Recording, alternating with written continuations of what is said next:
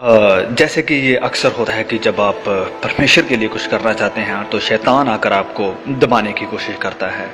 मैं भी अचानक से सोचने लगा कि मुझे इस फिल्म के लिए हाँ नहीं करनी चाहिए थी और मैंने तो इतने गलत काम किए हैं, जब लोगों को पता चलेगा तो ये सही नहीं होगा और मुझे इस फिल्म के लिए ना कर देनी चाहिए, मैं इस मूवी के लायक नहीं हूँ। और फिर डायरेक्टर ने भी मुझे कॉल किया और कहा कि शायद इस फिल्म के बाद तुम इस शहर में एक्टिंग नहीं कर पाओगे और इसके लिए मैं जिम्मेदार नहीं होना चाहता। और मुझे भी डर लगने लगा और फिर मुझे एहसास हुआ कि इस काम के लिए परमेश्वर मुझे लेकर आए हैं, मेरा ये टैलेंट परमेश्वर की ओर से है, ना कि इंसानों की ओर से। और मैंने अपने आप से कहा कि हम सब बुलाए गए हैं अपनी अपनी सलीब उठाने के लिए और अगर हम अपनी सलीब को नहीं उठाएंगे तो इसके वजह से जरूर कुचले जाएंगे।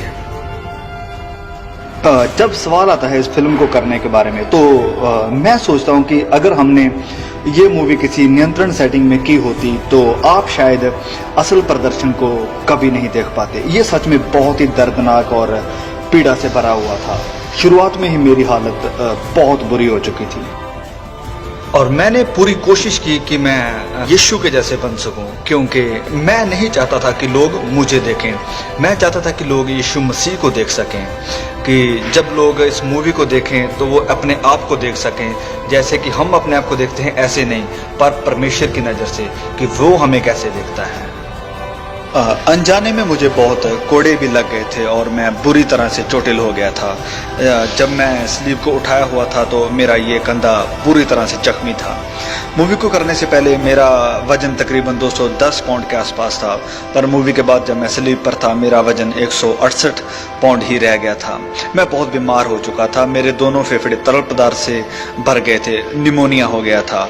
और जब शूटिंग ख़त्म हुई तो बहुत से लोग इस बारे में नहीं जानते हैं और मैं ज़्यादा बात भी नहीं करता, लेकिन मुझे दिल की सर्जरी करवानी पड़ी थी और शूटिंग के अंतिम दिन में आसमानी बिजली मुझ पर गिर पड़ी थी। और इस फिल्म की शूटिंग के वक्त मैं बहुत ही एक गहरी परिस्थिति में था और पूरी शूटिंग के दौरान मैं लगातार प्रार्थना करता रहता और वचनों पर मनन करता था। और जैसे कि आप कहोगे कि मैं चरित्र में कैसे बना रहा, तो ये एक बहुत ही एक जरूरी सवाल है, क्योंकि मैं जानता था कि लोग यीशु को तभी देख पाएंगे अगर हम प्रार्थना और उपवास में बने रहे। और मैं आपको बताना चाहता हूँ कि उपवास रखना तो शीघ्र था मेरे बीमार होने की वजह से। और फिर मूवी के अंत में जब मैं स्लीप पर था तो मेरा पूरा शरीर नीला पड़ गया था। ये कोई मेकअप नहीं था, मेरा शरीर सचमुच नीला पड़ गया था। स्लीप के ऊपर मेरा ये का बहुत ही बुरी हालत में था और वो दर्द मेरे सहन शक्ति से बिल्कुल बाहर थी और मैं इतना बीमार था कि अगर ये कंधा निकल भी जाता तो मुझे कुछ भी महसूस नहीं होता। और मेरे दिल में भी मुझे कुछ समस्या महसूस हो रही थी। और फिर जब डॉक्टर ने मशीन लगाकर चेकअप किया तो उसने हमारे डायरेक्टर मेल गिब्सन से कहा कि ये मर सकता है। तो हमारे मेल गिब्सन भी सोचने लगे और फिर मुझसे कहा कि जिम क्या करना है। तो मैंने मेल गिब्सन से कहा कि मैं अब मरने के लिए तैयार हूँ, ये अब मेरे और परमेश्वर के बीच का मामला है, तो मैं घर जाने के लिए तैयार हूँ, क्योंकि मैंने कभी भी अपने आप को इस लायक नहीं समझा था और उस समय मैं बिल्कुल तैयार था परमेश्वर के पास जाने के लिए। पर मैं जानता था कि अगर मैं इस फिल्म को बनाते हुए मर भी जाऊं तो बहुत से लोग इस फिल्म के द्वारा बचाए जाएंगे। मूवी के अंतिम सीन में जब मैं चट्टान के ऊपर चढ़ रहा था तो आधे रास्ते में, जबकि हर कोई अपनी अपनी पोजीशन में था, उस समय वहां पर तकरीबन 250 के करीब कुछ लोग थे। तो रास्ते में ही मुझे एक साया महसूस हुआ। ये एक बुरी आत्मा थी, मुझे भटकाने के लिए कहा कि तुम तो मर रहे हो।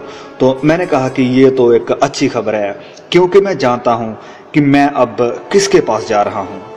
स्लीप के ऊपर जब मैं तो मुझे सांस लेने में बहुत तकलीफ हो रही थी, क्योंकि ये सच्चाई है कि जब स्लीप के ऊपर किसी की मृत्यु होती है तो वो दम घुट के ही होती है और शारीरिक तौर पर मैं भी इसी तकलीफ से जूझ रहा था। शायद हमारा प्रभु चाहता था कि मैं भी उस दर्द को महसूस करूं जो उसने सहन किया था, पर परमेश्वर मुझे संभाल रहा था और मेरा हाथ पकड़े हुए था और वो शायद चाहता था कि तुम कहाँ तक मेरे साथ चल सकते हो। और मैंने कहा कि प्रभु मेरा कतरा कतरा हाजिर है। अंत में मैं कहना चाहता हूं कि सप्ताह में सिर्फ एक बार प्रैक्टिस करके आप ओलंपिक एथलीट या फिर विश्व प्रसिद्ध चैंपियन नहीं बन सकते हैं। यीशु को अपने जीवन में आपको हर पल प्रतिदिन लेना है। यीशु ही आपकी सच्चाई है, वो आपकी जिंदगी है, वो आपके साथ हर पल रहना चाहता है, आपके जीवन का वो कोच है। जब आप गिरते हैं तो वो आपको हिम्मत देता है फिर से चलने की, वो आपको सहारा देता है, वो चाहता है कि आप उसके लिए और ज्यादा, वो आपको उत्साहित करता है कि आप उपवास करें, लगातार प्रार्थना करें, सप्ताह में बस एक बार नहीं बल्कि प्रतिदिन। आप में से जितनों ने यीशु को ग्रहण किया है उसे आप दिल में बिठा कर रखें, क्योंकि जब कभी भी आप पाप करते हैं आप उसका इनकार करते हैं। पवित्र बनो जैसे कि आपका बुलाने वाला भी पवित्र है।